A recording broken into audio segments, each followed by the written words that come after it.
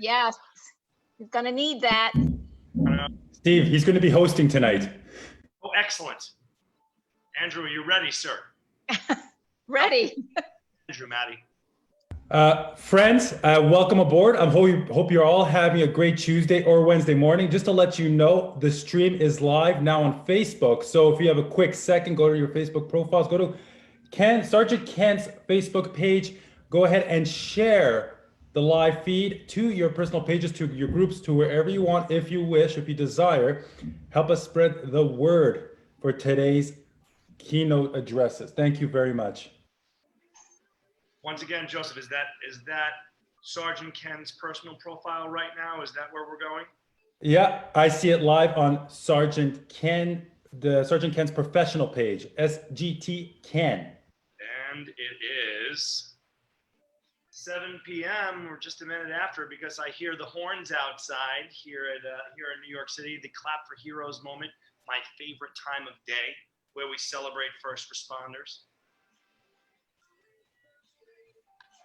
I believe Sergeant Ken's coming online in a moment. I see him, just waiting for his audio to kick in. Wendy's here. Trisha's saying hello from Boston, which is great. I am going to run through our housekeeping right now, and then I'm going to introduce the man with the master plan to talk about the difference between a fixed and a growth mindset, which of course will be the man who can, Sergeant Ken.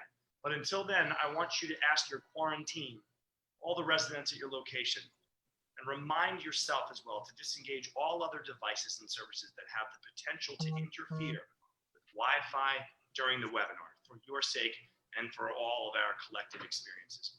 You come on muted automatically, as Maddie has shown us with Andrew.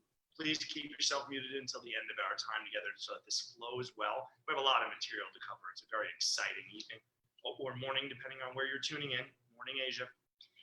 Remember, although you've joined us to be inspired, you inspire we, the speakers, to be our best selves. So sometimes unexpected magic happens. During Hope seminars, unplanned statements of clarity and motivation.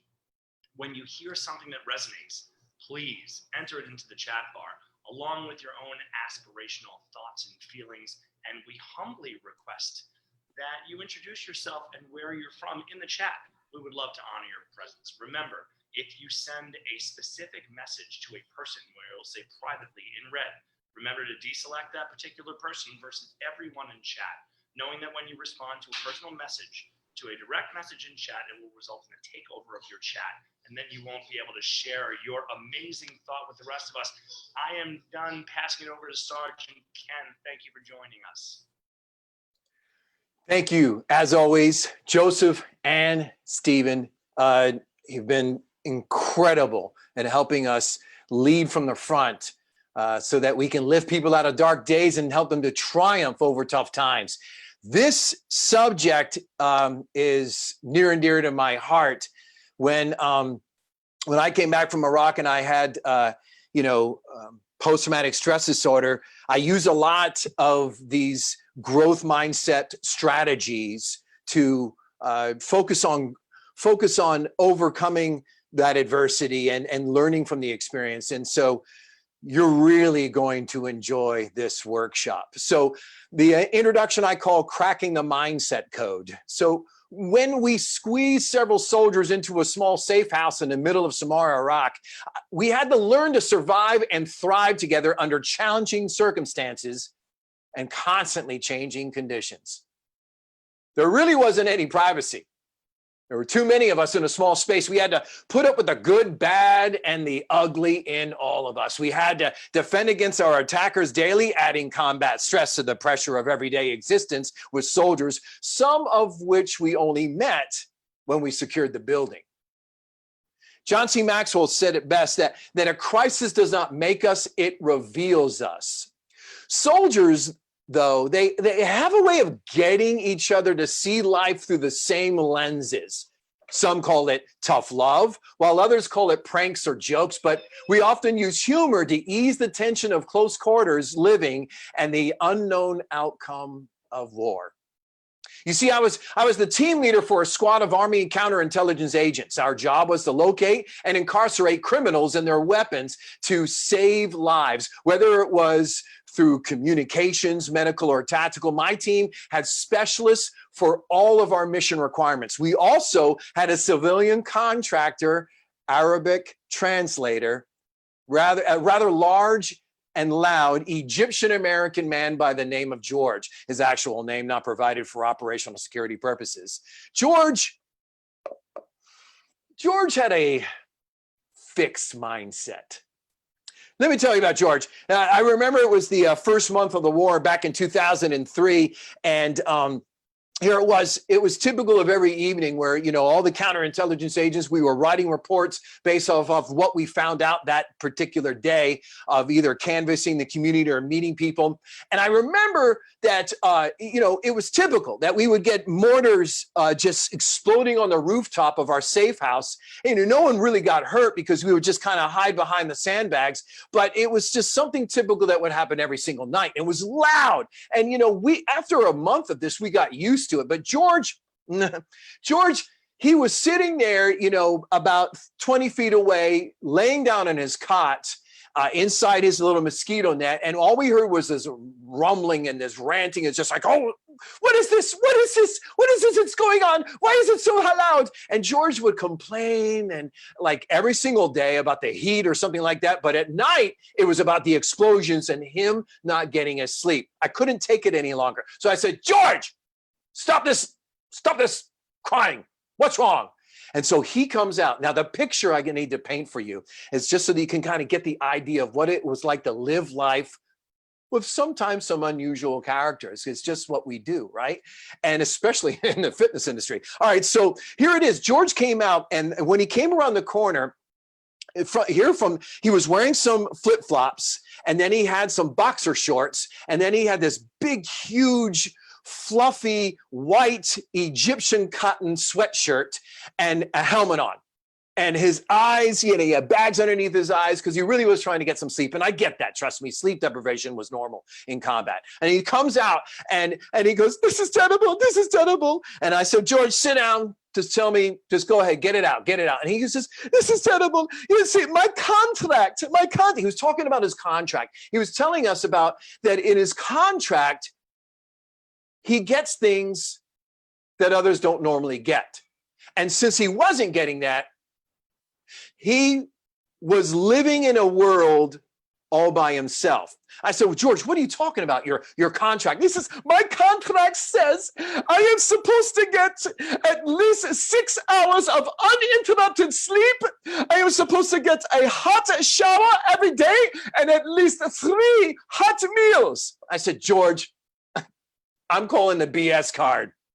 Go get that contract. I don't believe you. You see, this is what soldiers do. We do the tough love thing. We have to do it because we have to expedite the learning process. I'm not saying that this example I'm about to give you about helping people looking through the lenses of growth is what you should do, this strategy. Trust me, I'm not, but this is what we did. So George comes out with that contract, and sure enough, by now I had an audience of military police soldiers, infantry, special forces. We had a crowd of 40 people in this small little safe house in that little area where we were normally sleep. And here it is. I'm in the middle of the courtyard reading this contract with George. And, you know, everyone is all eyes on myself and George. And I said, George, you're right. This is what it says. It says that you're supposed to get 6 hours of uninterrupted sleep. And it also says you're supposed to get at least 1 hot shower every single day. And it also says you're supposed to get 3 hot meals a day. That's what it says. But George, do you know what this contract is good for in combat? He goes, what? And I said, and I just took it and I held it up to my nose and I blew my nose, all of it, right out there, right there on the paper. His face turned purple with rage. And all you saw, and I wished it was during a time that it was easy to just videotape what was going on. All you saw in this inner courtyard, in this sort of square safe house building, and all you saw with all the soldiers looking at George and I was this big, loud Egyptian American chasing this bald white American all over the courtyard as I'm waving his contract in the air and saying, George, this is no good here. That's a fixed mindset, though. Believing that in combat, in that particular scenario, that particular situation of him being promised to do this, that he wasn't able to move on and see the opportunity instead of the obstacle. He wasn't able to move beyond what was going on and what he was promised in writing from his contracting agency, because I get it. That's how they sold him on it. And I get that. And I'm conscientious of trying to make certain all my soldiers are safe and they have rest. But we had to welcome him into the real scenario. So what makes us think differently from another? You might recall the time that your math teacher came into the math class and said, today we're going to conduct a quick unscheduled math quiz.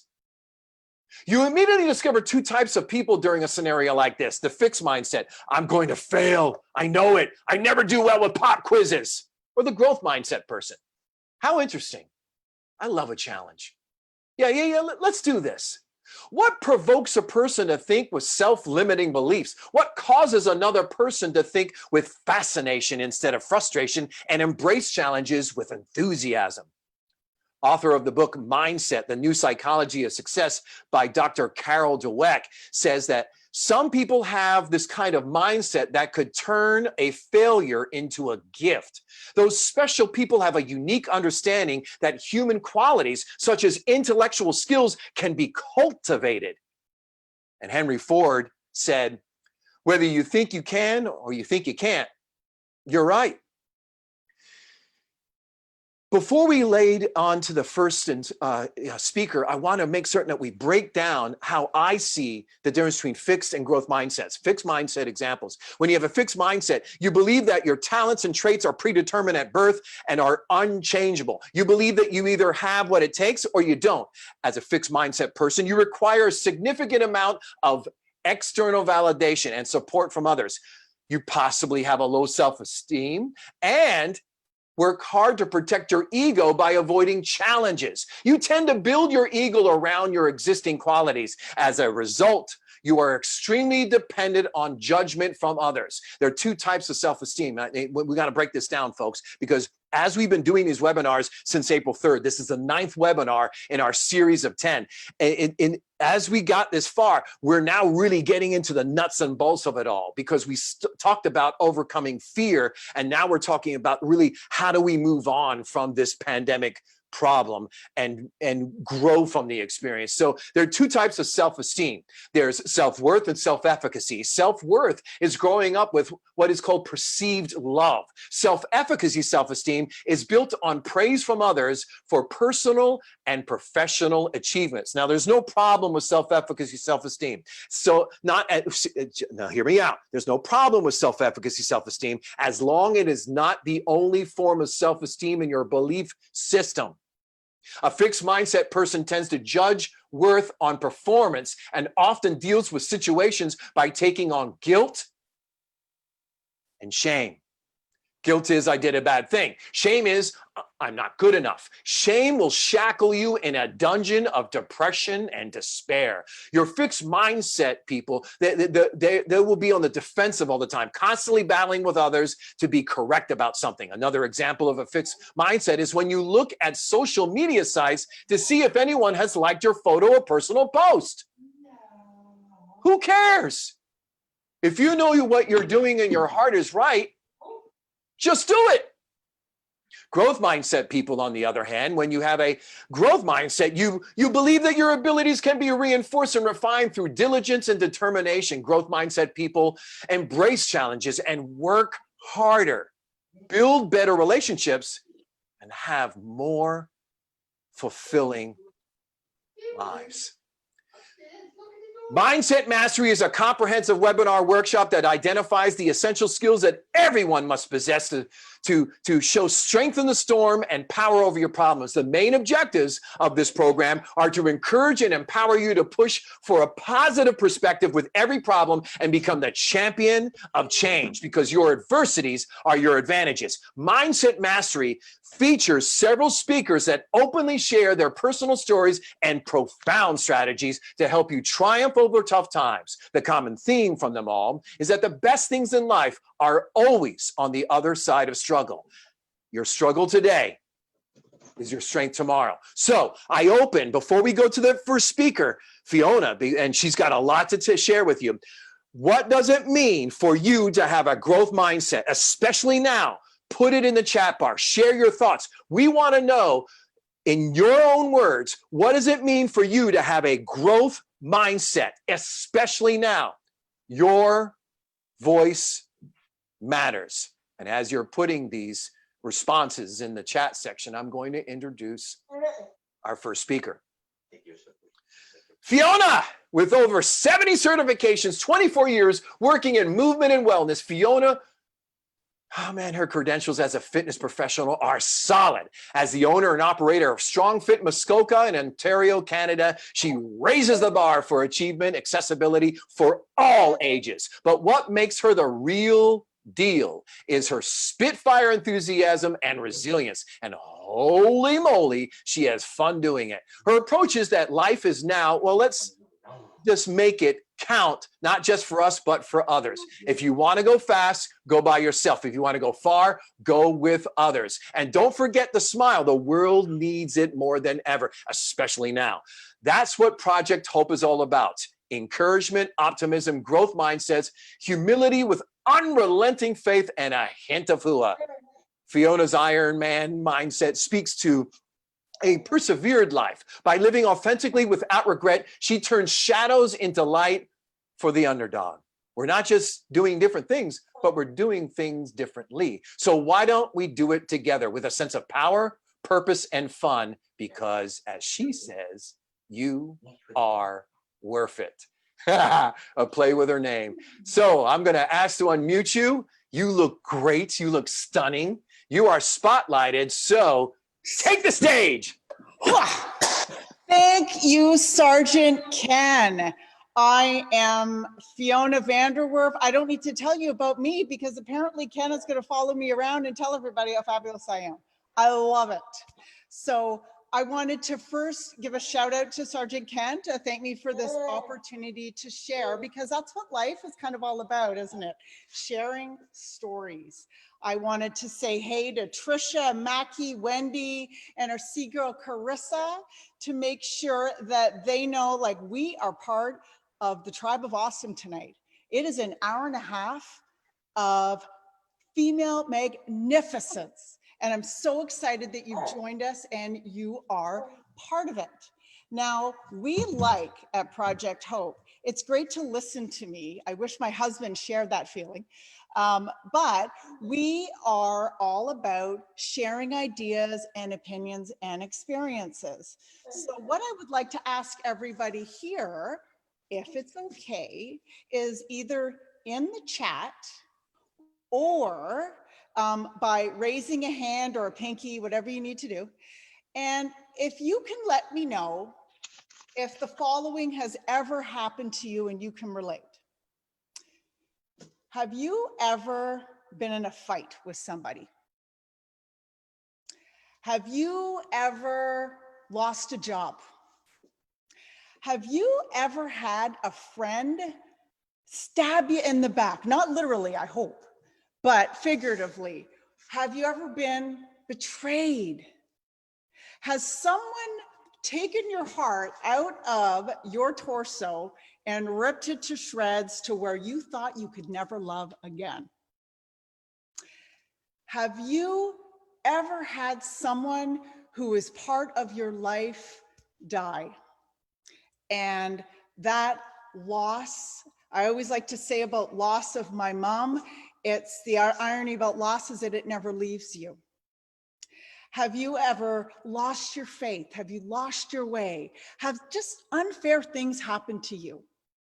Okay, so I'm looking around. Thank you for everyone commenting. And it seems to me that we can all put our hand up and say, yeah, this stuff has happened to me. So with that, that's a great reminder that adversity does not discriminate. Adversity happens to all of us. All of us deal with challenges. We wake up in the morning and sometimes the day is like, I don't know, like a movie. And other times it's like the movie that's on at 3 in the morning that you turn off, right? So with the idea of adversity not discriminating, we need to look at how we deal with that. And our brains are wired at birth for resilience. And isn't that a good thing, right? We're born with that potential to handle stuff, survive, and get what we need when we need it. And if anyone here is a parent, you know that when you have a baby, you need to deal with that baby because they will go until their needs are met. And that kind of ferocious optimism that someone is going to be looking out for me breeds. But what happens when you don't think like that? And your mind changes based on how you grow up, your experiences, those habits that we all have. None of us are perfect and all of us are flawsome, right? And those habits that just turn us the other way don't help. They don't support. What do we do? And that's what Sergeant Ken was talking about with those fixed mindsets. How do we grow out of something that's stuck? And I've been very blessed for the most part to have a pretty reasonable mindset. I've always been this enthusiastic and excited about life because it's a gift. But I've had those fixed mindsets too. One of my experiences that I had was after university, I decided to move to Israel. And I worked on a variety of kibbutzim. I also spent time in the Israeli army. And as much as I want to brag about that to Sergeant Ken, I was not a good soldier. Wasn't my gig, but that's okay. But I tried it. But one of the things that happened when I was in Israel that gave me a fixed mindset for a long time is I was in a bombing. In Israel, one of the comments is you never read the newspaper, but because by the time the newspaper comes out, the news is old. There's a lot of conflict there. If you look at the geographical history of it, it's a fertile crescent. So there's always conflict. There's always adversity in that area.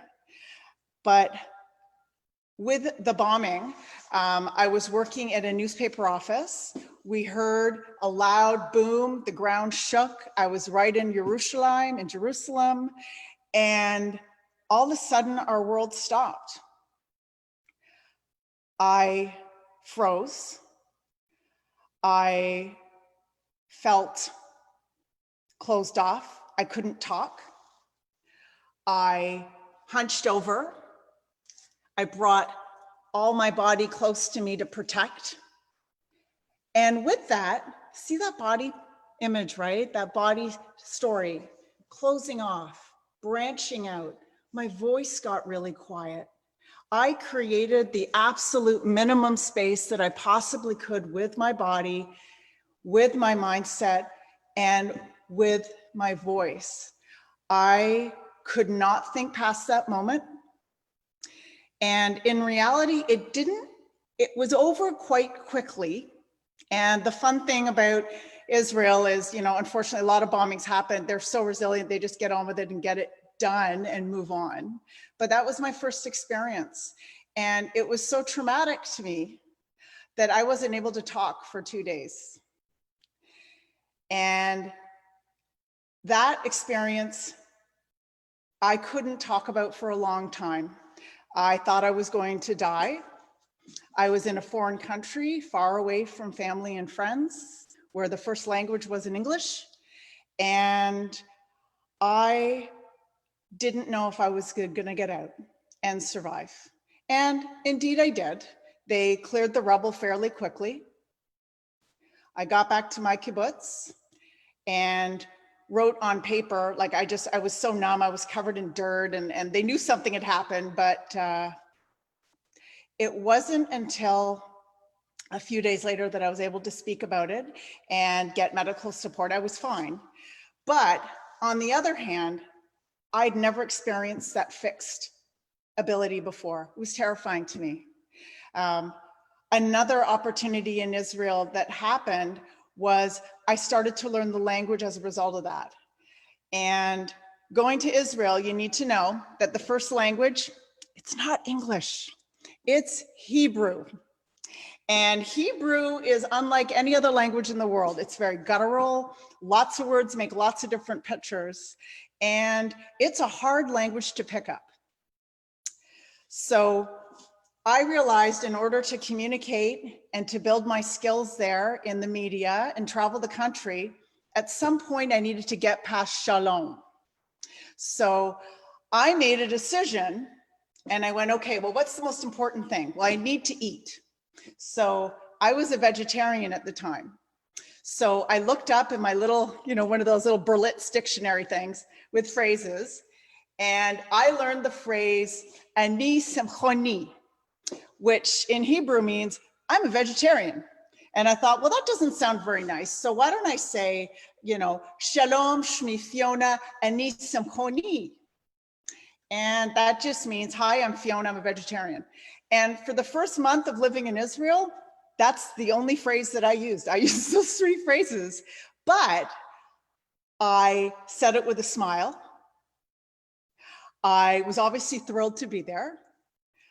I walked into a room, I knew three phrases, and in those three phrases, I could eat at any restaurant, I could say hi to somebody, and I could share my identity as Fiona. And that mindset of engaging, my posture changed. I opened up. The media company that I work for thought that those three phrases were the funniest thing they'd ever heard, of somebody walking into a newspaper and saying, I want to work here so I can learn the language better. And I did. And I ended up being in Israel for a few years, loved the experience. But that was an example to me of such a growth mindset where I just went for it. Imagine going into a newspaper office in a country where the first language isn't yours, and you know three phrases, but you think you could maybe get it and get her going. And I did. So great opportunity for me. You always want to remember too, is you have to be able to pivot with the growth mindset. You have to be able to shift. You have to have compassion and you have to have curiosity in order to always remain in that questioning mindset. When I'm training clients, if my clients come to me with statements, I know that I've got a bit of an uphill battle. They're dealing with some stuff. But when I have a client come to me going, what's something I can be doing right now to make my day better? What's something I could eat that's going to help me sleep more? I'm thinking there's somebody, they're questioning. They want to know more. They're not afraid to ask. And it's a statement, it's a toolkit that you can be using. It's very powerful, okay? When I worked at a low ropes course in Canada, if you've done low ropes, it's a series of challenges and tests. They tend to do it in team settings, and you have to work together in order to complete a goal. And we learned about 3 questions, which is one of the takeaways I'd like you to have from me, other than why do I love avocados so much? Okay. It is the 3 questions. When you complete a challenge on a ropes course, what was that? So what did we do? What did we learn? Now what do we do? Right? So what? What? Now what do we do? Those 3 questions go so beyond a climbing wall, a high ropes course, a low ropes course. Those 3 questions can take you through any situation and scenario. The other takeaway I'd like you to have from my comments is the idea that you need to reframe whatever is happening to you. And reframing is as simple as stepping back and looking at it in a slightly different perspective. Reframing means you accept the fact that everyone looks at art differently. Everyone looks at what you've created differently. You could finish the picture there, work on it there. It's always a work in progress, right? One of the most fun parts about Ironman, the finish line is pretty cool, but it's the process of Ironman. It's not the final result. And in our culture, and to have that amazing growth mindset, think about the process of what you're going through instead of the end result, right? Think of the process that you're going through as something to recognize, give a shout out to, and achieve, not just the end result, because it's those challenges, it's how we deal with it that we can share with other people. So with the idea of reframing, I wanted to bring a picture that my son did. He was so excited when he saw Van Gogh's Starry Night that he wanted to paint it and share. And he was 10 and going through a bit of a Star Wars phase, and you'll understand why. But this is my son's interpretation of a starry night. Note that there are 5 moons in my son's starry night, right? But let me tell you, this painting that my son did because he was so excited to see art and creativity is probably the first thing I will take out of my house if my house is ever on fire. That to me shows creativity at its best, optimism at its best, and just doing what you got to be doing. Really, really powerful stuff. Another thing that you need to do to have fun with a growth mindset is to have fun with your language. Look at what you're saying. Are you saying, are you asking? In media, one of the things whenever we have a story is we look at the how, the why, the what, the where, and the when, and the who. And can you look at a situation and quantify that with those ideas, those questions, right? It makes you think past the problem, and it makes you resolve it or accept to a certain level, right? I know it really is impressive artwork. I just love it.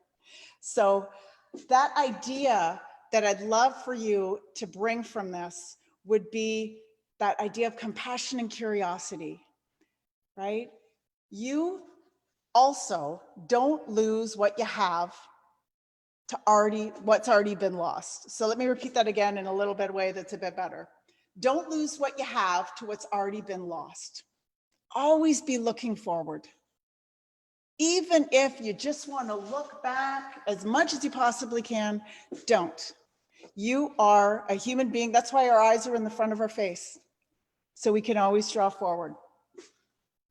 But what if you can't develop that mindset? What if you're saying, Fiona, that's really great, very inspirational, but you know what? How can you help me build a mindset? You know what? You pay it forward. And that's my call to action to all of you. If you're not quite sure where to start, please, please, please think about how to help yourself by helping others. Go and be an advocate. Go and volunteer. We have so many veterans from so many battles and conflicts that would love a conversation with you, would love a cup of tea. With COVID, this has been an amazing opportunity to reach out, even with physical distancing. Make that social connection. I've gone to apartment buildings in our town and randomly pressed numbers in one of the seniors building with some coffee and said, let's sit outside and have a conversation, because that connection is so important. And you know what? It makes you feel good. It helps you grow. You connect with other people. You're positive. And leaving you with one last question, if I could, if that's okay, is what question or what would you do if there was no chance of you failing? Absolutely no chance. And that kind of idea, if you go in with something thinking, what's the best possible outcome that's going to rock the socks off that sandal wearing person? you know what? That is going to be the mindset that's going to get you going. So please, please, please know that you are so capable of so much. This brain, this mind, this noggin, so to speak, is able to turn here, it's able to turn here, and it's looking up and looking down. Don't be afraid to look up. Have your faith, have faith in yourself, and help it grow in others if that's going to be a starting point for you. And thank you for your time. Have a great day. And good luck to all my other speakers. We're going to smoke it. Fiona, what a way to start this webisode. This is amazing. Awesome.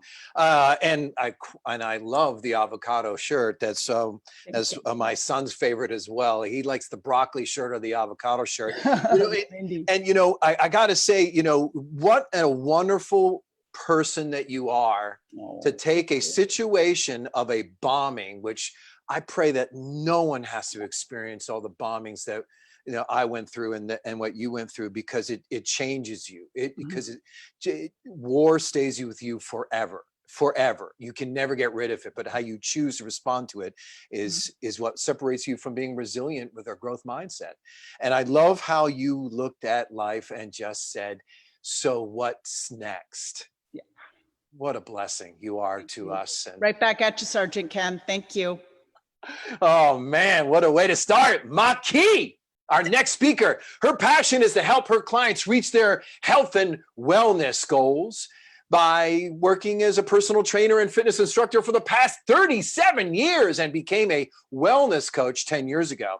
As an adjunct professor of the Department of Exercise and Sport at North Park University, she taught the next generation of fitness and allied, hold on here, to make certain I got it, and allied fitness professionals and physical educators for 7 years. She earned her Bachelor's of Science in Kinesiology from the University of Illinois at Chicago and a Master's in the Arts in Education from North Park University. Maki is a certified exercise physiologist with the American College of Sports Medicine and holds several additional fitness credentials and certifications. Born and raised in Chicago, go Chicago. That's where I went to high school. She lives now, though, in Tampa, Florida. Maki works with her clients with compassion to help build a deep connection and trust. She thrives on helping her clients realize their goals and potential in a way that is doable, sustainable, and with mastery. All right, I'm going to find her and I'm going to, there she is. Nice. Maki, take the stage. Thank you, Sergeant Ken. Thank you, Fiona. What a great presentation. And I'm just really grateful for this opportunity. So I am going to start out my story by first sharing some fixed mindset messages that were said to me. And then I'm going to express the ones that I self-imposed or I took on for myself. What I'd like the group to do is, as I read these, I want you to go ahead and type in some of the ones that some of the messages you heard from others, and the ones that stuck with you and you would use when you would feel maybe less than adequate or maybe not feeling good about yourself. So some of the fixed mindset messages that were spoken to me were, Maki's not a good student when she applies herself. I mean, Maki is a good student when she applies herself. You need to think about it. Think before you do. These are some racial comments that were said to me. Pearl Harbor, you're a nip, you chink. Why can't you be like your best friend, Julie? There was one growth mindset message that I remember from my mother. I was figure skating and I fell. She used to come with me and watch. So if any of those pop up for you, go ahead and write them down. She said, when I fell, get up, dust yourself off, and try it again. Every time you fall, you are learning. Now, the messages, the fixed mindset messages that were spoken to me that I took on and kept with me are, I'm not smart enough. My best is not good enough. I'm afraid of disappointing my mother. I'm not attractive enough because I have chinky eyes. I don't fit in because I don't look like my friends. If I do X, then they will like me. I must try harder, work harder, be more, do more. I'm not good at math or writing. You're not a good speaker. You're not even a good teacher. Why am I not smart like like the other Asian kids? I'm not worthy of a healthy relationship. Earlier, Sergeant Ken referenced Carol Dweck from the book Mindset. She once said that every word and action can send a message. It tells children or students or athletes how to think about themselves. It can be a fixed mindset message that says, you have permanent traits and I'm judging you. Or it can be a growth mindset message that says, you are a developing person and I'm committed to your development. My first grade teacher told my mother Maki is a good student when she applies herself. In that same parent-teacher conference, my report card showed that I was struggling with reading, comprehension, and math. So after that conference, my mother bought 2 workbooks, one in reading, one in math. Now, my mother had me do 2 pages each day out of the workbook, including my homework. My mother's first language is Japanese, so tutoring me in reading was pretty limited for her, which continued to be an issue for me further down the road. However, when it came to math, my mother was brilliant, so much so that she was extremely hard on me when she was going over the problems I got wrong. I remember a time when she was explaining a problem and I just couldn't get it. She kept telling me, think about it. I felt myself shrinking, getting smaller and smaller and smaller. I started to cry. She stopped and with a firm tone, she said, go to the bathroom, dry your eyes, come back and think about it. I believe this was a defining moment for me in developing a fixed mindset when it came to school, my intelligence, and my academic performance. You know, I realized that my mother's intentions were to help improve my academic deficits, but it had the opposite effect. I felt harshly criticized and judged. I internalized her actions and words. I felt I had disgraced her, embarrassed her, and that my best was not good enough. I seldom ever felt heard, and that it was okay to be me, academically or personally. From that point on, I internalized her judgments and I created a fixed mindset narrative that I would tell myself, I'm not smart enough and my best isn't good enough. Now, from an educational standpoint, the elementary school that I attended divided the 7th and 8th grade class into 3 groups, Group A, B, and C. These groups were divided based on student academic performance. Group A were students that were classified as above average, which my best friend Julie went to, and most of the Asian kids. Group B was the group that I was placed in, and they were students that performed above average. And what do you think Group C were? Below average. See, by this point, I had already succumbed to the truth that I was always going to be an average student, that I would never reach high academic status. I had little drive, ambition, and focus in school. I did only what was required at that time. I lacked interest in school because I really didn't feel supported or reassured by my teachers or parents.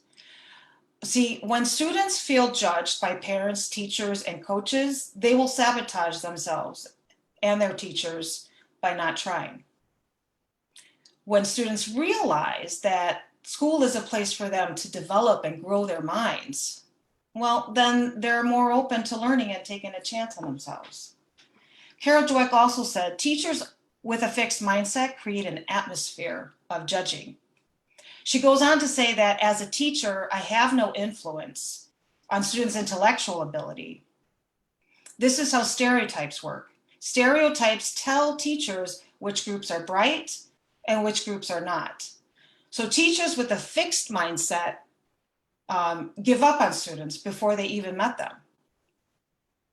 Now, I had a goal to become a physical therapist because I believe and am fascinated by how the body can heal itself through movement and therapeutic modalities. So I enrolled in a small community college to start taking classes to achieve that vision.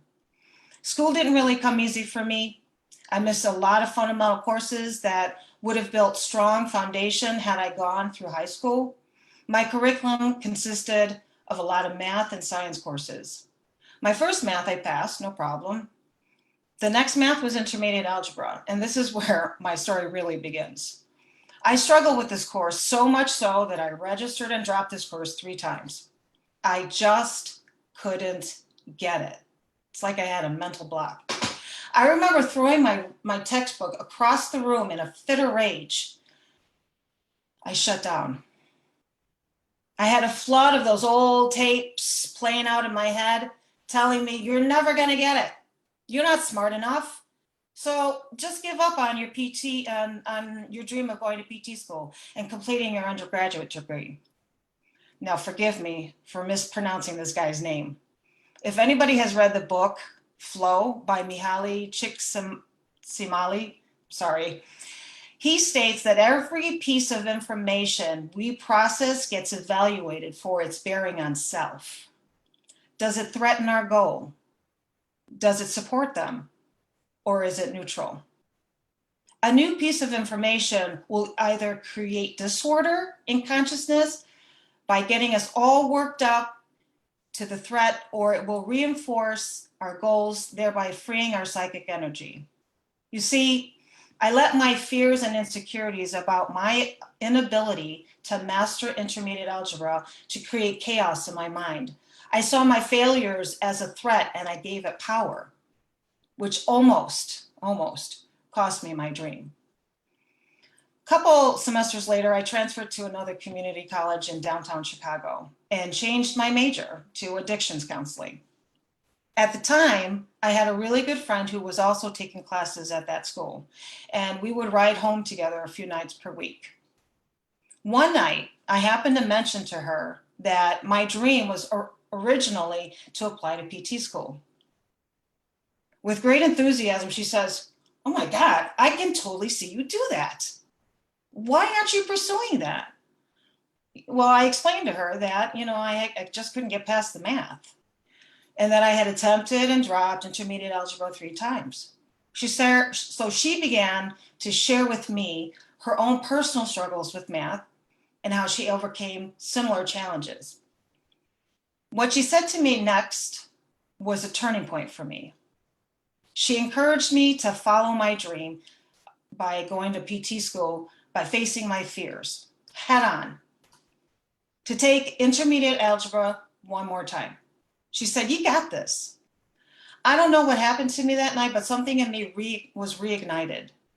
First off, I never had anyone speak to me like that. Having someone believe in me, encourage, and support me was an amazing experience. I felt like I mattered. I felt like what I wanted was important. I felt heard and reassured. Her enthusiasm and positivity opened my heart and mind to possibilities and to opportunities for growth. When I think about that conversation, it reminds me of the quote by Rumi. "There is a way of breathing that's a shame and a suffocation. And there's another way of expiring a love breath that lets you open infinitely." My shame came from those negative messages that were embedded in my psyche, and my thoughts were suffocating my hopes, taking the air out of my dreams. But my friend extended love by sharing her story and hope and encouragement, which in turn placed breath and life back into my original vision. I also was in a different place and space at that time too. I was ready. See, my level of readiness was a vital part in changing my mindset. I was no longer saying I can't. I was saying I am planning on making a change, or I am taking steps on making a change. I mean, after all, I had been in school for a couple of years and experienced great success in my other courses, which is also a form of self-efficacy that Sergeant Ken talked about.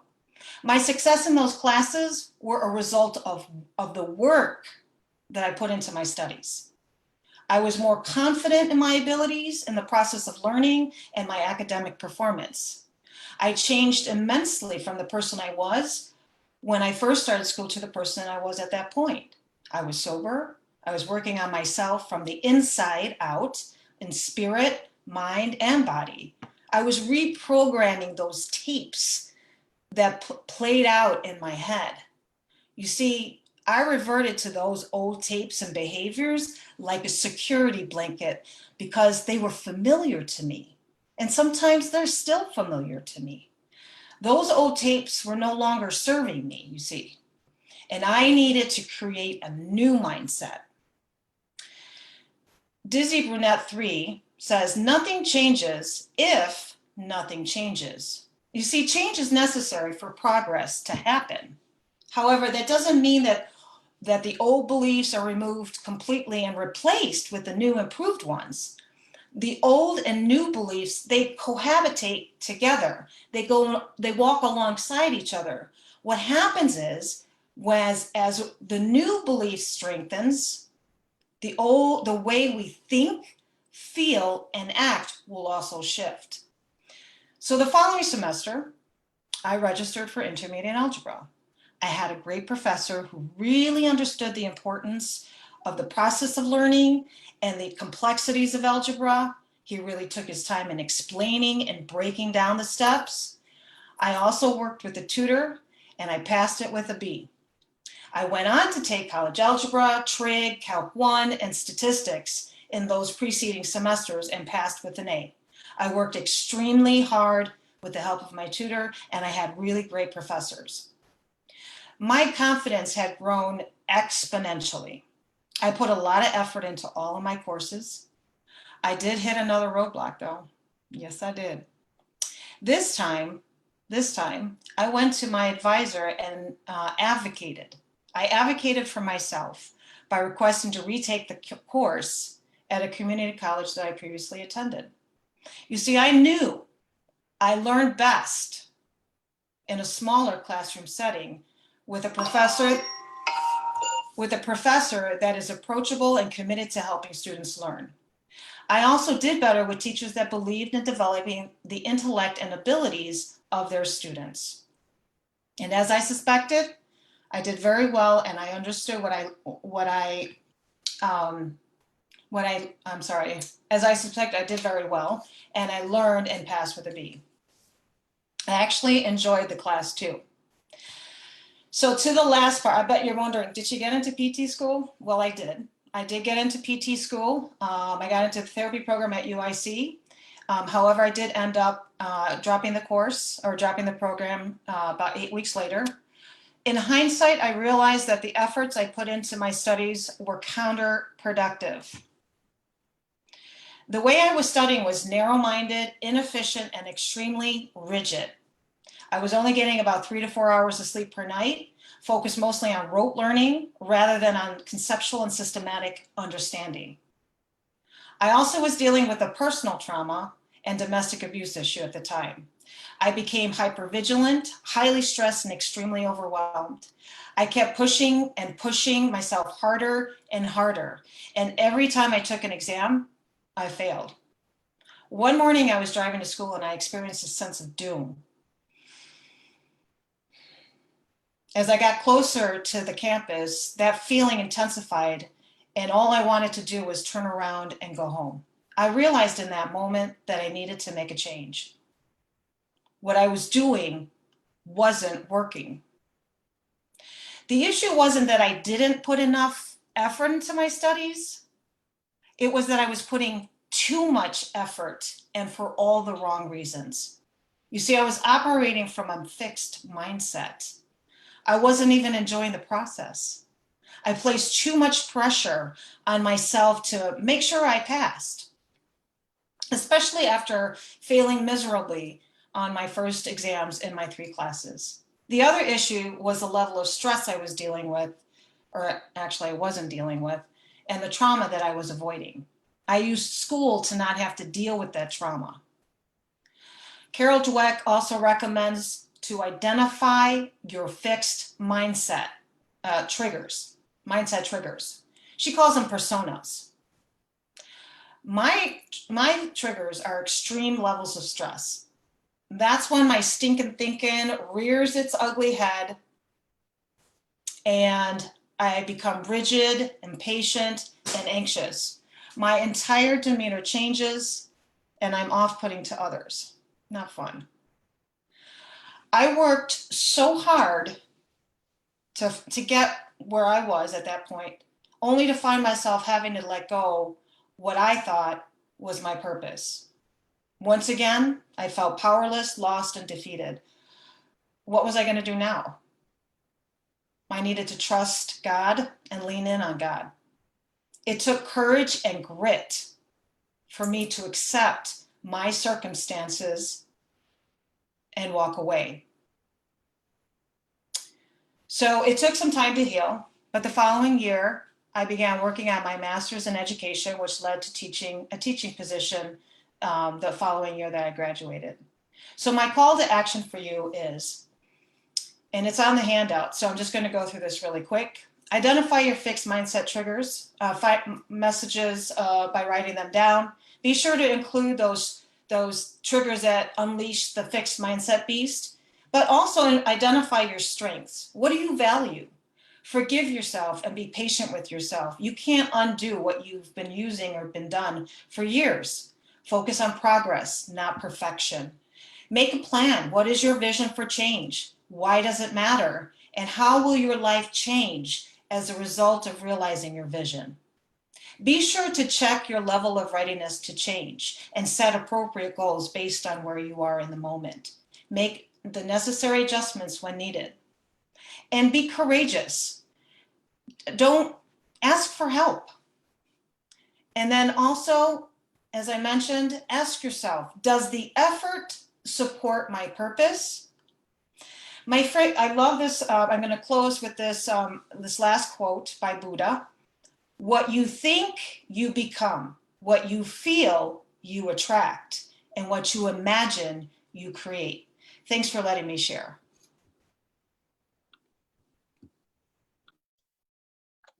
Wow.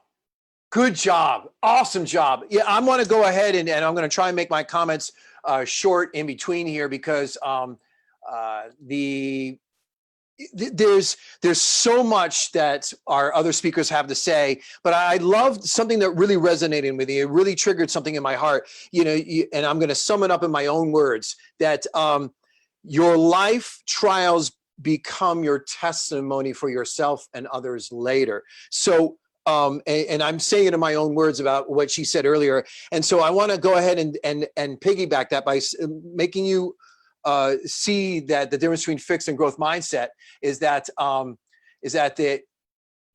testimony that does not come from a test in life cannot be trusted. Hear me again. A testimony that does not come from a life test, a trial in your life, cannot be trusted. So, Maki, you are a living example of someone that has taken the life trials and turned them into a testimony. And we thank you for you and your voice. Thank you. Wendy Major, let me explain in bullet format what Wendy is all about in her bio that she provided us. She's a mom of 4 teenagers. She's a medical exercise therapist and certified in falls prevention. She's a CanFit Pro, Canadian Fitness Professionals personal trainer. She's a Sergeant Ken's Boot Camp Instructor Level 1. She's pre- and postnatal fitness specialist, aqua fitness instructor, volleyball and track and field coach Level 2, soccer, basketball, badminton coach Level 1, universal home care specialist owner, global health and wellness company owner. She is not a go-getter at all. All right. So really love this woman. I love her life light. And I love how she breathes life into others, just like Maki was talking about a moment ago. So, Wendy, unmute yourself like you did, because I can hear you now. Share your Awesome, thanks. Oh, thank you, Ken. Your introductions are super fiery up. I love it. And Fiona and Maki, amazing way to roll out the night. You guys are spectacular. I just wanted to mention too, I saw a quote today. It read, "The world has slowed down so you can rediscover yourself." I honestly believe that this has never been truer. And I'd like to extend a special shout out to, I hope I get your name right, Joseph Safadi, with the creation of your new website. Like so many of us, he truly capitalized on this obstacle and created quite the opportunity. So cheers to you. So what I'm going to talk about is to be the master of your own domain. So as Fiona opened up, we've all had bad relationships, jobs where we've lost jobs, have personal and professional events that have happened that have been unfortunate. But in every dilemma, we came through. And how did we do that? It was through our mindset. So mindset is who you are. Mindset is how you manage through tough times. How you think about yourself and the world around you is mindset. Go back to a place where you struggled. It could be your childhood. It can be this pandemic. There was a moment in time where your clarity came through and told you to pick yourself up, brush yourself off because you're not done. You might not be able to pinpoint that moment, but you know what I'm talking about. I went through an amazingly difficult relationship many years back. It tested every ounce of my being.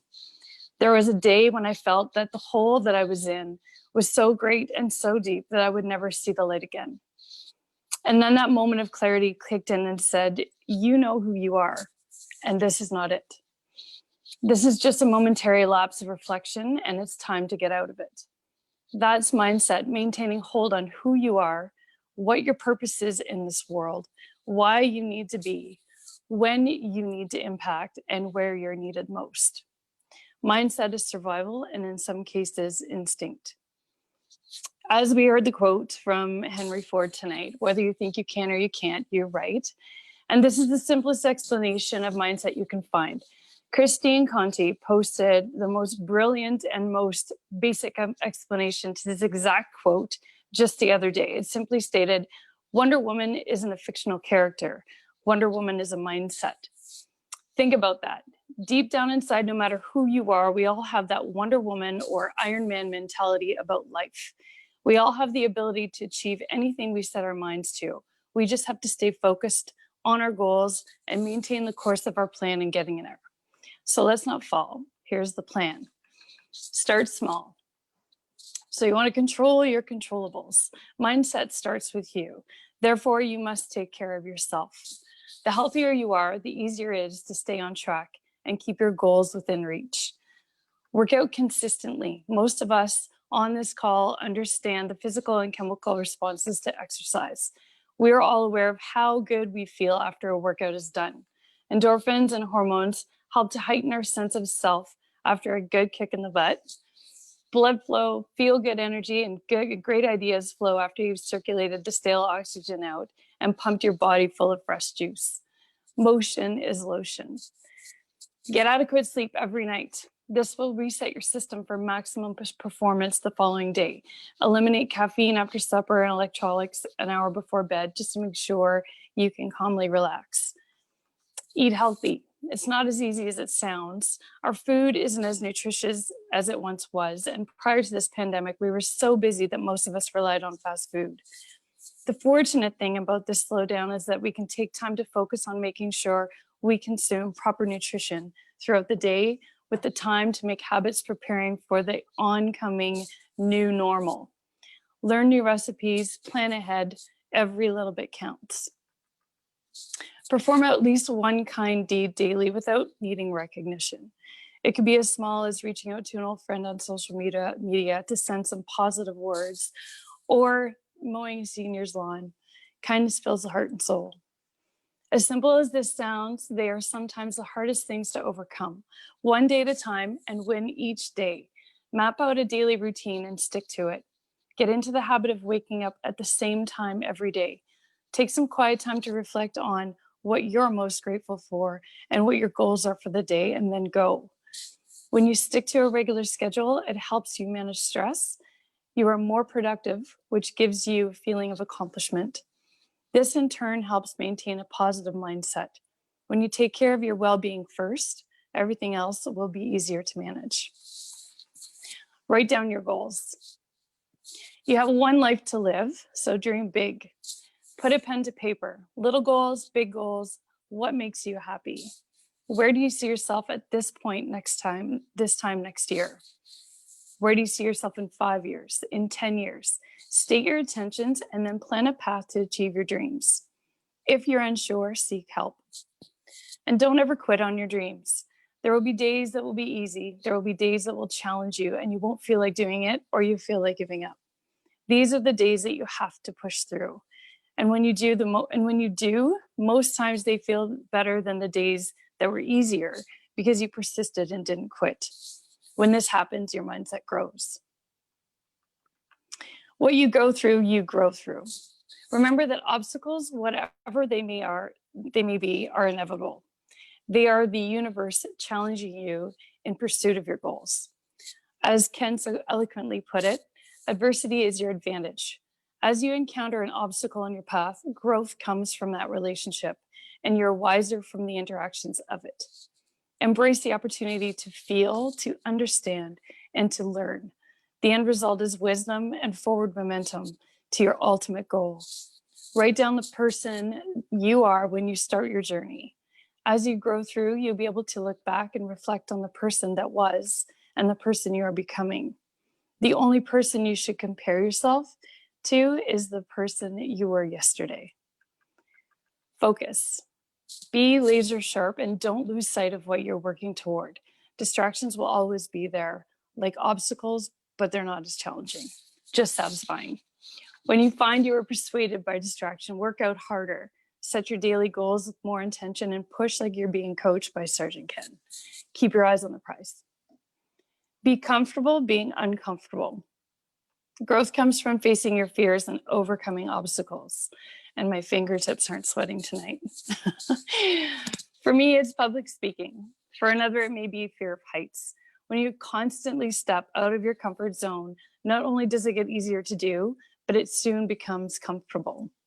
Always challenge yourself to face your fear. You will never know success if we don't grow our own wings and find our own path. Jump into the water, put the skates on, hold your breath. It's worth the uncertainty. Find others that will lift you up. Seek out others that are similarly invested and have greater knowledge in what you look to find.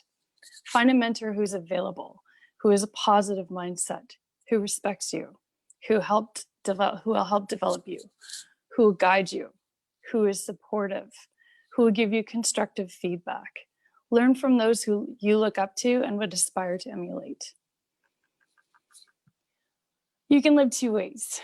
A fixed mindset is what I believe is instilled in us for safety. Do this and it's status quo. You will be safe somewhat. You might be happy and you might be lucky to attain some of your goals. A growth mindset is what will help you conquer the struggle today to give you the strength for tomorrow.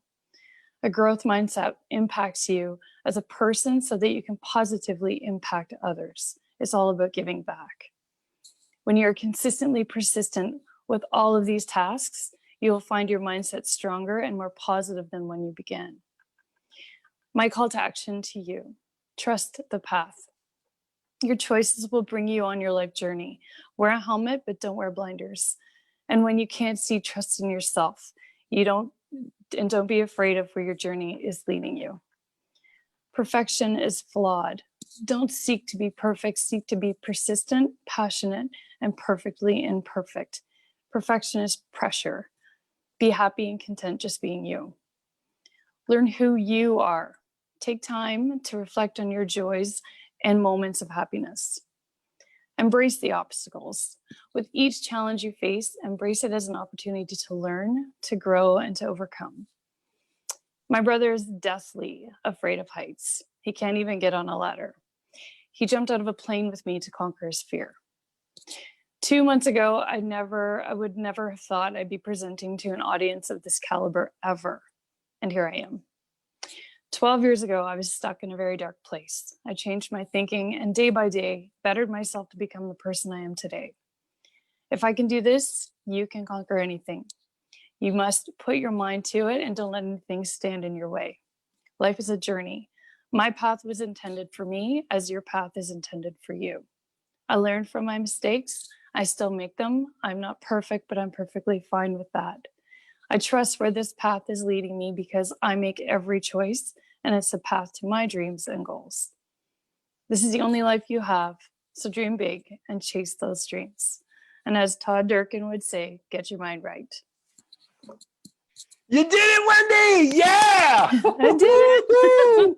Oh, I love it. And I love that this was just, you can see the difference easily from that first webinar that we had on April 3rd all the way to now. We're really getting into these meticulous details of how we can apply tactics to those strategies, as Steve always likes to talk about, those tactics, those things, those applied skill sets. And I want to add one thing, because you were talking about all these great strategies about how to,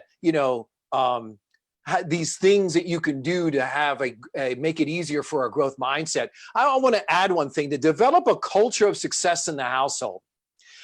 I encourage everyone that's listening and watching right now, or going to watch it later on the recording, is to create a room in the house that is more positive than anything else, and go there to soak in this arena of success. Guaranteed.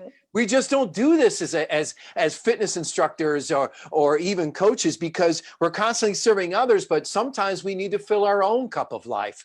And it's about that recovery. So make certain you build that culture of success in the household, because that's where it can start. Because the more you have in you is the more that you can have to offer others. Our next speaker, Carissa.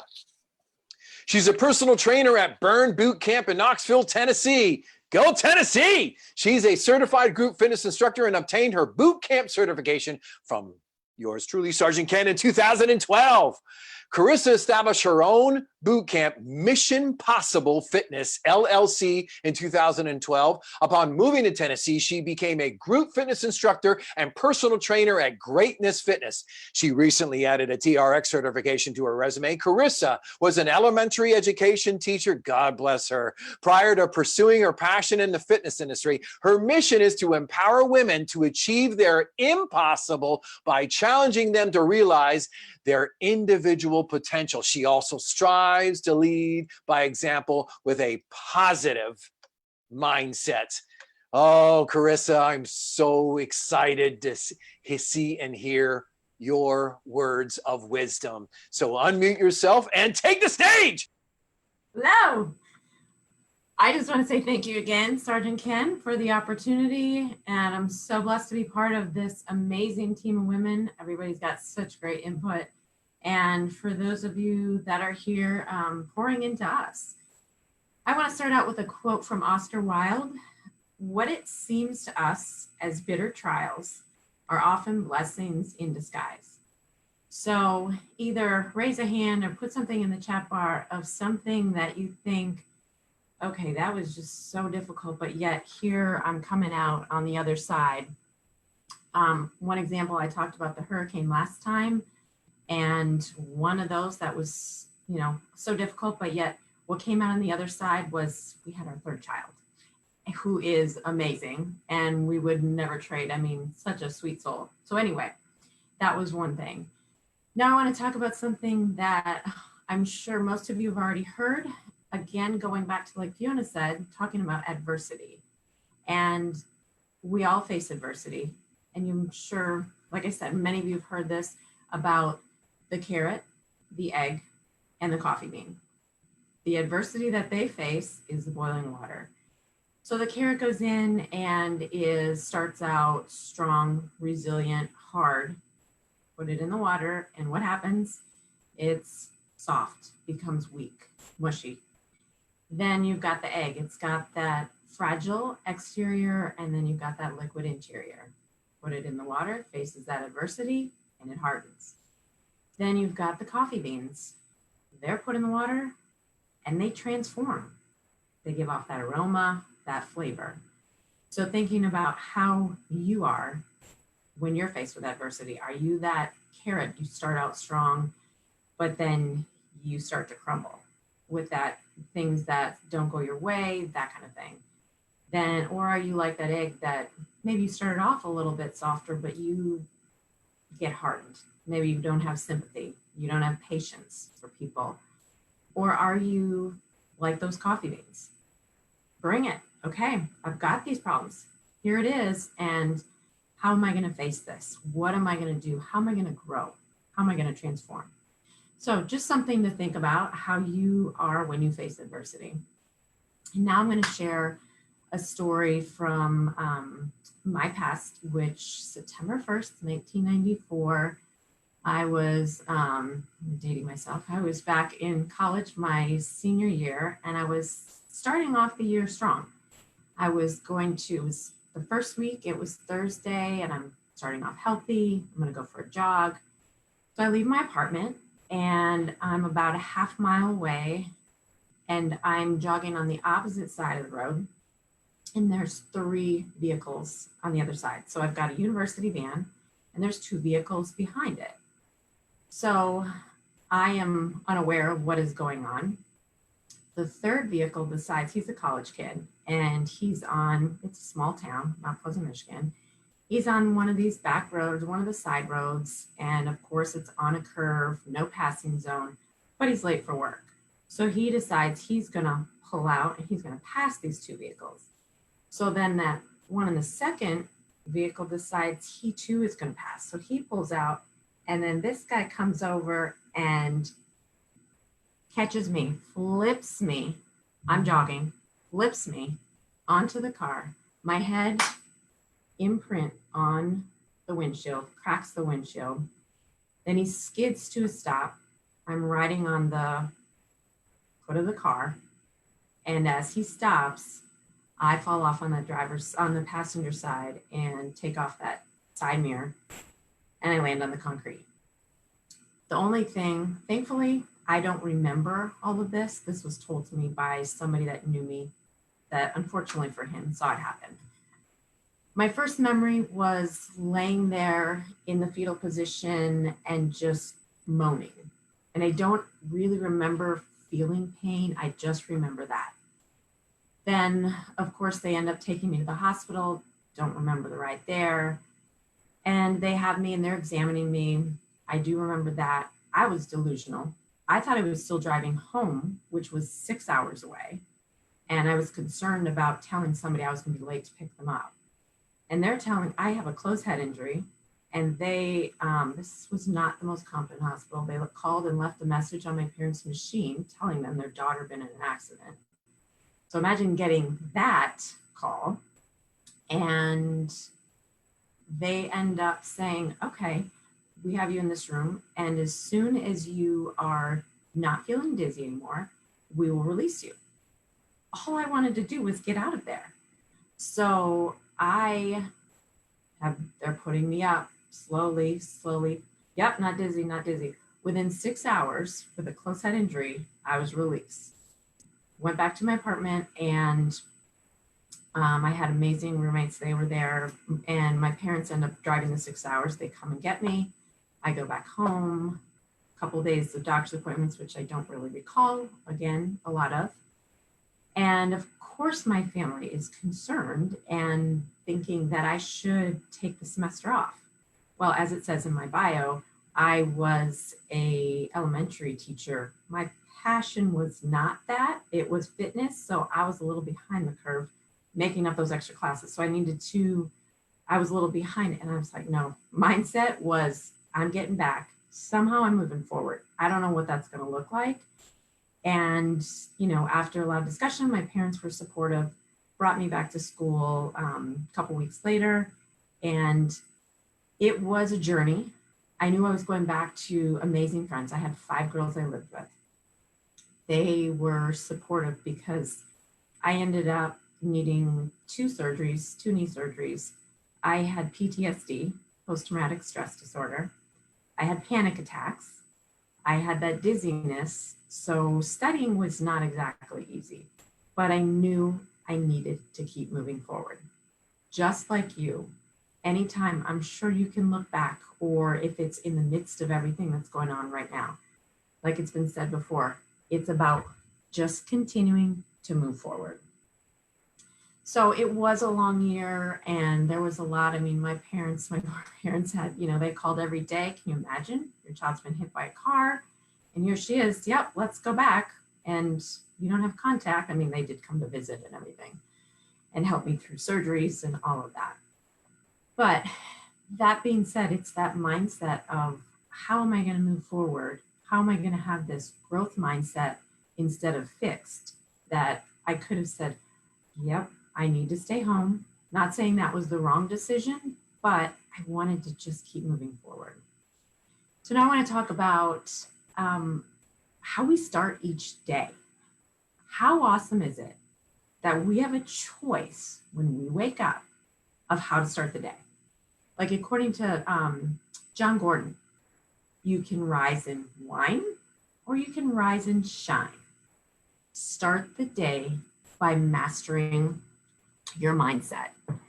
So getting up and saying that I get to make breakfast for my kids. If you have little ones, I get to get up with them even if it's during the night, or I get to go to work. And it's not I have to, it's I get to. So looking at things in that sense, and any of you that are on that I train know that I say this all the time. Usually when it gets pretty hard in those workouts, I'll be saying, remember, you get to be here because there's reasons somebody else may not be able to physically, financially, whatever the case, and you get to be here. Because when you're injured and you want to be there, there's a difference. And also, thinking about that, our lives are controlled by decisions. Tony Robbins talks about that. That if you look back, where is it that you need to make a decision right now and move forward? Is it professional, your career? Maybe you have had a job change or lost your job right now. So maybe it's time to make a decision of, you know what, I've got a passion in another area that I need to explore. This is the time to do it. Or if it's relationships, if it's health. So when you make that decision and then you start moving toward it by having small goals. So example, somebody is going to start a workout routine and they make that decision, I'm going to start the workout routine. The next decision is day 1. They show up and they get their workout in. Day 2, you make another decision. Before you know it, oh, week 1 is in. Oh, that first month is in. Oh, that, 3 months. Look back 6 months. If you didn't make that decision 6 months ago, you'd still be back where you started, right? So making those decisions and to decide, I know somebody who's like this, decide no matter what happens, you're going to have a great time. You know those people, right? Like Fiona, that's her, I'm sure. Decide, no matter what happens, I'm going to have a great time. So making those decisions, moving forward on that journey. Another thing is your positive self-talk. Think about what you can do, not what you can't do, but what you can do. If it's fitness related and, oh, I can't do push-ups on my toes yet. Okay, but I can do push-ups on my knees. Then I can do push-up on one knee down, one up, right? So looking at what you can do and moving forward with that. And I want to read something from John Maxwell that has to do with that. It says, become your own encourager, your own cheerleader. Every time you do a good job, don't just let it pass. Give yourself a compliment. Every time you choose discipline over indulgence, don't tell yourself that you should have anyway. Recognize how much you're helping yourself. Every time you make a mistake, don't bring up everything that's wrong with yourself. Tell yourself you're paying the price for growth and that you will learn to do better next time. Every positive thing you can say to yourself will help. Let me repeat that. Every positive thing you say to yourself will help. So embrace that positive self-talk. Also, expect failure. Expect it, but don't let it define you or defeat you. So important to know that failure usually comes, or that from failure comes growth. So I remember I was in ski team in high school and this one girl would fall all the time, but I was like, I'm not falling. But guess what? She was getting faster and I wasn't. So it is that failure that's going to propel you forward. So in closing, and also Nelson Mandela, the greatest glory in living lies not in never failing, but rising every time we fail. In closing, for call to action, just going to repeat a couple of those things, talking about those decisions. What decisions do you need to make? Identify those decisions of what's going to help you move forward in your journey. Next, list 3 ways that you will improve your self-talk. And one is, like Sergeant Ken says all the time, I think it's from that Carol Dweck, about including the word yet. So my nutrition may not be where I want it to be yet. I may not be able to do a pull-up yet. I may not be in that position that I want at work yet. So including that and getting rid of those self-limiting beliefs. And finally, which do you identify with? Do you identify with the carrot, the egg, or the coffee beans?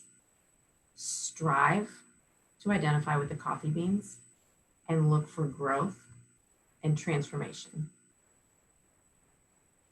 That's all I have. Thank you. Yeah, great job. Oh my goodness. I tell you what, I wish you could have seen that in the chat bar, that your story about what you went through, Carissa, really moved a lot of people. And, there's over 7 countries. I think there's 8. I'm not sure. I'll confirm it later, but there's 7 countries that are really moved by your journey. And it reminds me that when we were discussing about preparing for this next session, I think that I told you that a growth mindset doesn't mean having the best of everything. It means making the best of everything. I say again, a growth mindset doesn't mean having the best of everything. It means making the best of everything.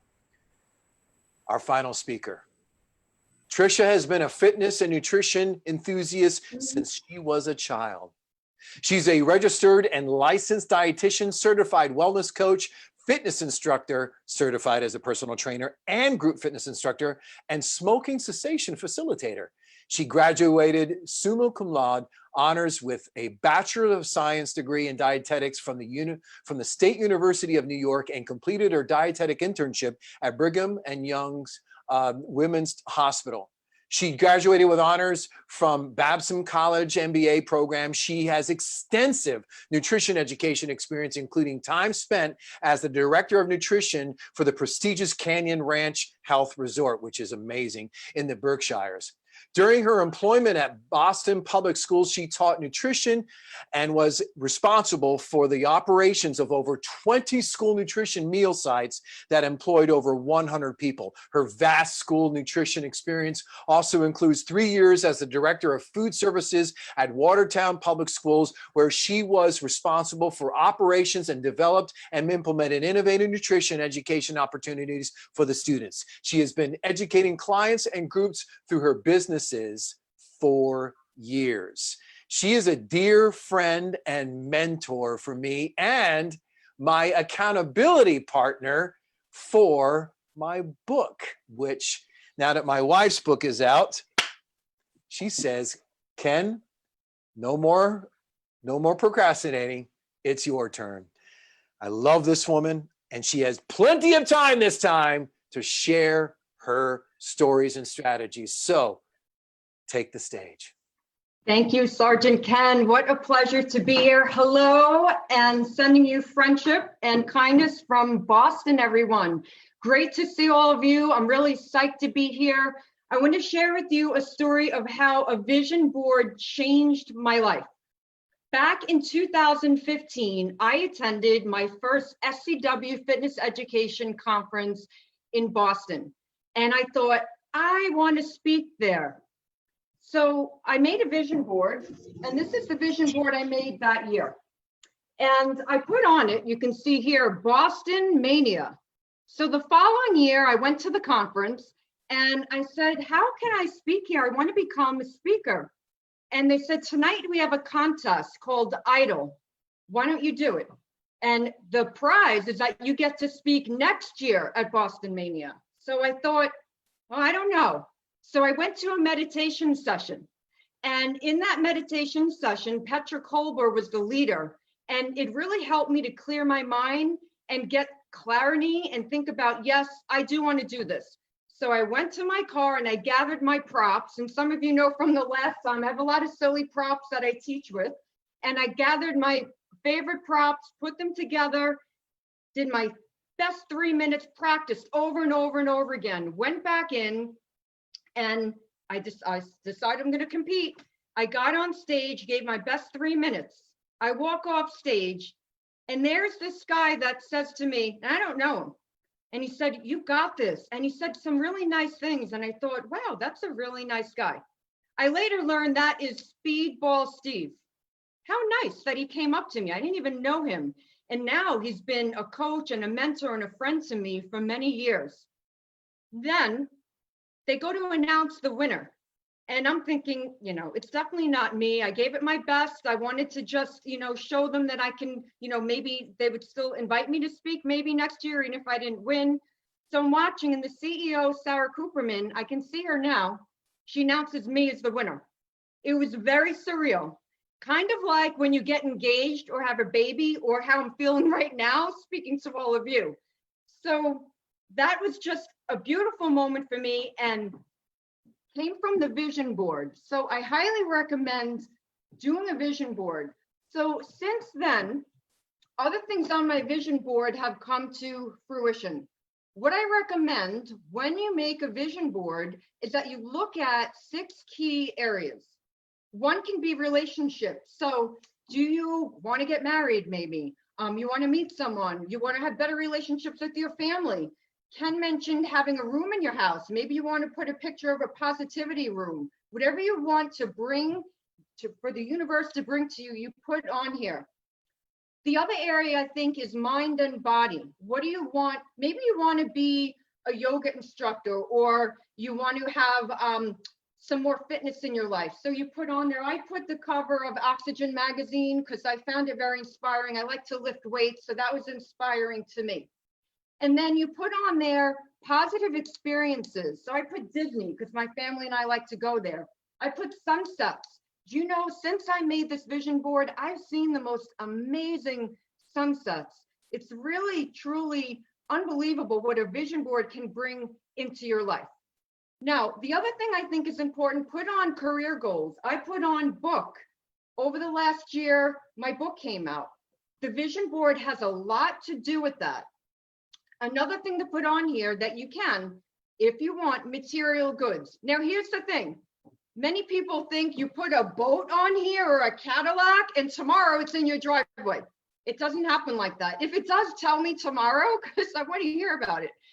Now, if you want that kind of stuff, that's fine, have it be part of it. But I think people get confused and think that's what a vision board is. No, there's, like I mentioned, 6 areas that I think are very important. The 6th area, because I'm a dietitian, nutrition. What I recommend is what I put on here. I put a little icon, and that's the cover of Clean Eating magazine. It's a reminder to me to make new recipes. And I know it was mentioned earlier, and I'm going to, you know, there's a few tips that I'll mention that were also mentioned earlier. All of us on the call tonight, I think we think similarly. And I love all the speakers that were on. Thumbs up to everyone. So what I do with my clients is I recommend make a new recipe once per month or once per week.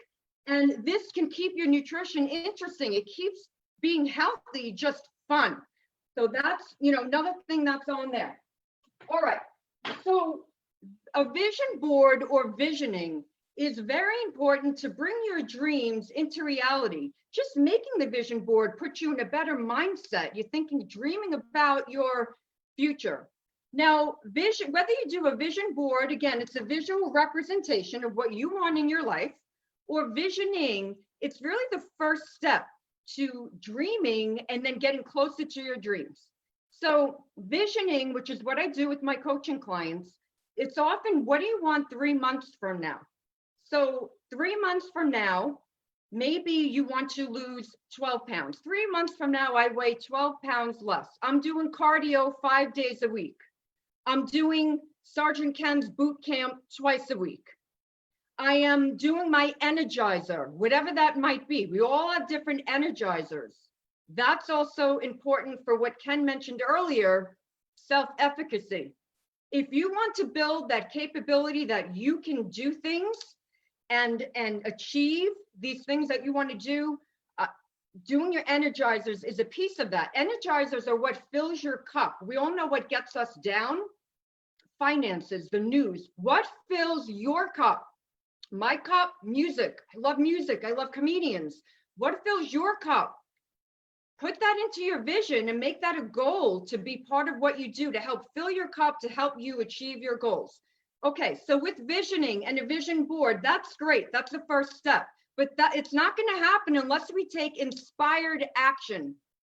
So what's inspired action? Well, a few things that can get you there.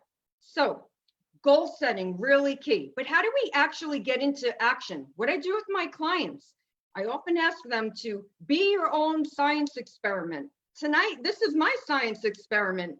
I'm here. This is, it's not easy to go out of your comfort zone and do these things. I can either succeed at this or maybe I don't, but it's not a failure if I don't. It's a growth opportunity. Maybe I needed to time myself better, or maybe I needed to dig a little deeper and learn a little bit more before I got up here tonight. So if we look at failure as a growth opportunity, then we never fail. So I think that's really key. Now, think about what your science experiment might be. What can you try that you haven't done before? And what can your science experiments be for your clients as well? What's something new they can try? Another little tactic that I use with my clients is break the ice. Now, break the ice is just doing a little bit of something. So I'll give you an example. After I did an employee wellness seminar, a woman came up to me at the end. She said, after hearing you speak, I realized I need to move more. I said, great. What can you do tonight? She goes, well, I have this treadmill at home. I said, good. Can you get on there for 5 or 10 minutes? She says, no. I said, okay, let's talk about it a little bit more. Tell me about the treadmill. It's covered with stuff. It's buried. I said, okay, how about, would you be willing to unbury it, clean it up tonight, and then get on tomorrow for 5 or 10 minutes? I had the best night ever because she sent me a picture later that night of a clean treadmill. And she put a little sticky note on it. And the sticky note said just 10 minutes. That was for the next day. So sometimes these little things, the little breaking the ice on whatever it is for you, can really help you to move forward in your goals. What do you need to break the ice on? Maybe it's a cluttered house or a cluttered basement. Instead of saying tonight, I'm going to clean my whole house, how about one drawer? This helps with self-efficacy. Because when you do that little goal, I'm going to clean that one drawer, it makes you feel good. You accomplished it. And now you can move on to other things. So think about, what can you break the ice on for you? And how can your clients break the ice? I work with many people of 50, 100 pounds overweight, completely sedentary. Getting to the mailbox and back, I'm thrilled. Because guess what? That's turned into 20, 30, 40, 50 pounds for people, starting with the mailbox, or down to the first telephone and back, telephone pole and back, down the driveway and back. It starts with small things. We're all different, but for some people, the smallest goals really makes them feel empowered. All right, another thing I call is a chipping away. Chipping away at these things you're procrastinating on, those things you know will get you to the next level. What is that for you? One thing you can do for chipping away, use a timer. Time yourself. So 10 minutes, 20 minutes, half an hour that you work on that goal. You put everything else out of the way. Your mindset is focusing on that goal for that time. Move forward. 1, 2. Again, chipping away at Oh, your there we go. really key. If someone has a question or comment, I welcome it. I heard something. All right, let me move on. Okay, so next thing, meditation. Meditation during these tough times has been so helpful. I highly recommend it. One thing that you can do is go to Insight Timer, download that app. Put in, I was feeling, I needed focus a couple weeks ago. I put in the word focus. I did a meditation on focus. I got focus for the day. You're feeling down, depressed, put in the word depressed. You have stress, put in the word stress. You will get the answer to that. And the meditation can help you to feel better, to put you in the right mind frame, give you the right mindset to achieve your goals. Now, I want to mention one more thing. And that is another thing about self-efficacy is to surround yourself with people who are successful at what you want to do. Sergeant Ken is one of the best keynote speakers I've ever heard. And he knows I've been in his audience like 5, 6, it might have been even more times than that. Every time I listen to him, I learned something new. He's talked about 30-year goals. I never thought about 30-year goals. He's amazing. I'm surrounding myself with people like Speedball Steve, like Sergeant Ken, like Gary and Joseph, all these wonderful, Christine Conti, all the wonderful speakers tonight. You surround yourself with people who you aspire to be, and that can really help you out, and people that have things that you want to learn more about. So a few calls to action, then I'm done. Can you or your clients create a vision board or do visioning to help you? What can you do to take inspired action? Is it a timer? Is it breaking the ice on whatever that might be for you?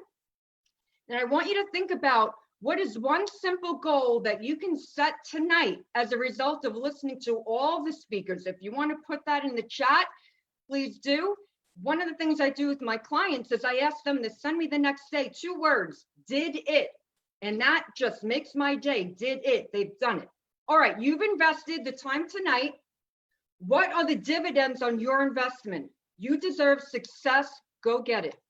Thank you, Sergeant Ken. Bless you, my friend. You are amazing. And I'm so glad that you're my accountability partner. You really are.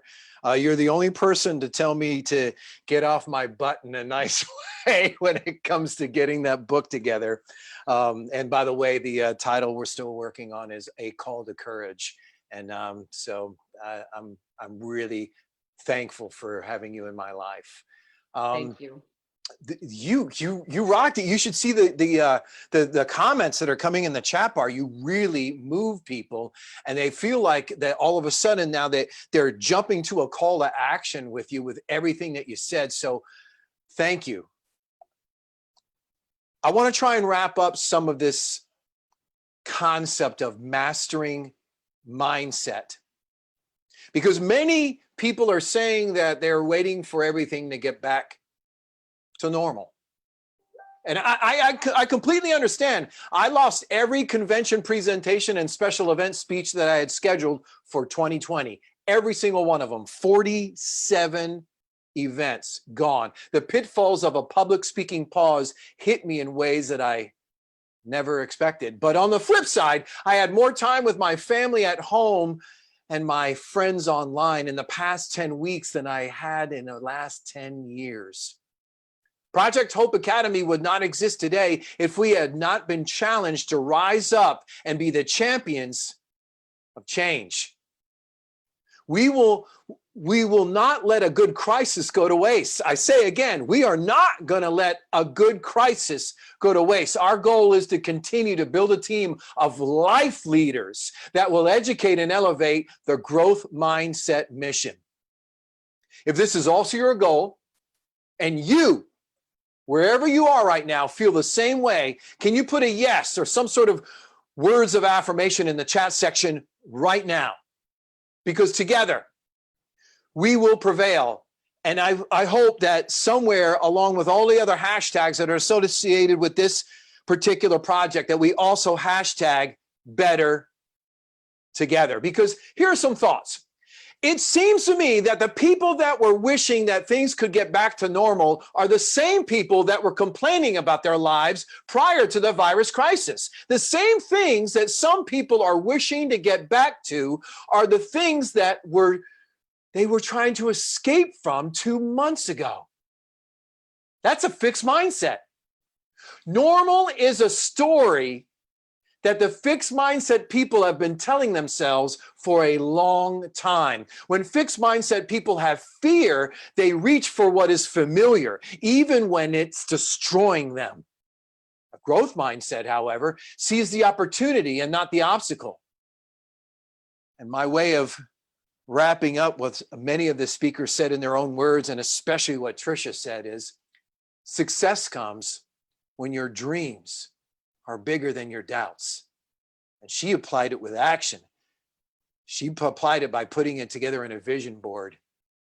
And if you do the same, this is how you're going to breathe life into what you do. And working on your inwardness will help you with your efforts of outwardness, because these are not times to bring back what we had. However, these are times to become something better. I am so proud of these speakers tonight because I challenged them, because we've had such wonderful opportunities over the last several weeks to just share a heart voice. But I said that in leading up to this call, I challenge you now to really get into the nuts and bolts of moving forward, because in this 10 episode series of Project Hope Academy, in this first phase of our operation, our mission, I said that now when we get to these last two with what we're doing tonight with mastering mindset, and the last one on the 30th of June, which is going to be grow with grit. And if you don't know really what grit means in the general definition, you can read the book Grit by Angela Duckworth. And I'm telling you, it was one of the required readings for my own life coaching certification. So you've got to understand, I challenge these speakers to really get into the strategies more than ever, and they delivered more than I expected. I'm proud of everyone that's also on this call, because I know you're dedicating your time and your precious time, that from your families or from whatever that you're doing, so that you can also work on your own inwardness and fill your own cup of life. If you are also here to get your continuing education credits because you're a fitness coach, and you're certified through the American Council on Exercise or the Canadian Fitness Professionals, and you have not received a certificate yet, because any of the webinars will get you the opportunity for one certificate, you can go ahead and reach out to me in a direct message, and you'll only get a 1-question test. And then the certificate will be delivered within a few days. Steve, do you have anything to piggyback? Or Joseph, I want to spotlight you, because I am so proud about looking at the last workshop, which was great by this team, and to look at what we had tonight, it's just amazing. I mean, since we're doing mindset mastery and we're discussing the growth mindset here, watching the speakers grow themselves just in their own performance is an incredible experience for all of us. And I'm just grateful to be a part of it. And I thank the speakers and the attendees for making something like this go, making it beautiful, and creating a community in which there is hope on the other side. And there's help as we reach down to lift people up. We can only do that as a team. And thank you for being part of our team. That's all. Mm-hmm. So I'm going to challenge everyone to say one last thing on the chat bar, because as we said in many past episodes, since we started this journey on April 3rd, that when we close these episodes, it doesn't mark the end, it marks the beginning of a lifelong journey. And like the Canva poster that I put out today, that we should view life as not as a period of, we should view learning as a way of life, not as a period of life. And that's having a growth mindset. So I'm going to ask you to put in a chat bar, how will you use these stories and strategies and calls to action, these takeaways that you learned tonight, give it a quick thought. And I know you'll probably have more that you're going to, that you're going to process and then provide others later. But right now, so that we can save this chat and then use it as part of our standard operating procedure in the future that Steve is really digging into right now, how will you use these strategies to change yourself and change others that are in your circles of influence in the future? Write it down right now. And then as you're writing it down, I'm just going to say, like we done in some past episodes, we could not do it without you. And so let's do that virtual fist bump. And I'm going to ask Joseph to capture that image. All right, everyone hold that fist up, hold it up, hold it up. Come on, Hismadine. Come on, I see you over there. Come on, that's it, Jen. Good, all right, good, hold it up. 1, 2, 3, yeah. Folks, it's been amazing to have you all in this journey. And I love Gary. This has given you more momentum. His Medine mindset is to grow and is to believe in your life. And Tundi, thank you so much. That just don't be the light, be the lighthouse. You can say it, Ken. Sergeant Ken is a bright lighthouse, is what. Yeah, okay. I deflected by not saying it all, but oh man, we love you all, folks. Please tell your friends. Don't miss our final episode of this phase of the operation on the 30th of June. A brand new team that only gets one episode to do it right. Okay, because each team has had 2 episodes to really kind of work on that next level and of their own speaking opportunity. And so this team that's going to come up on the 30th of June to grow with grit, they only have that one episode to get it right, and then we will be the cat's out of the bag, right, Steve? Let's just go ahead and do it. And then we are going to focus on a complete conference of hope and inspiration, life coaching, goal setting, growth mindset. And it's going to be October 3rd and 4th. Mark your calendars now. Mark your calendars for a CEC approved inspiration coaching conference, October 3rd and 4th. More details will be coming as Steve, Tricia, and Christine and the rest of the team and myself can really kind of then tighten up our shot group. So bless you all. And if you're overseas in Asia, have a great day, because I know right now it's tomorrow for you. And if you're in South Africa, like I know there's 2 from Africa that are in right now, please get some rest because it's past midnight for you. And if you're in the Philippines, I know it's a morning for you. And if you're in North America, rest well, feel invigorated, feel empowered, and let's go and change the world one community at a time. God bless you all and have a good night.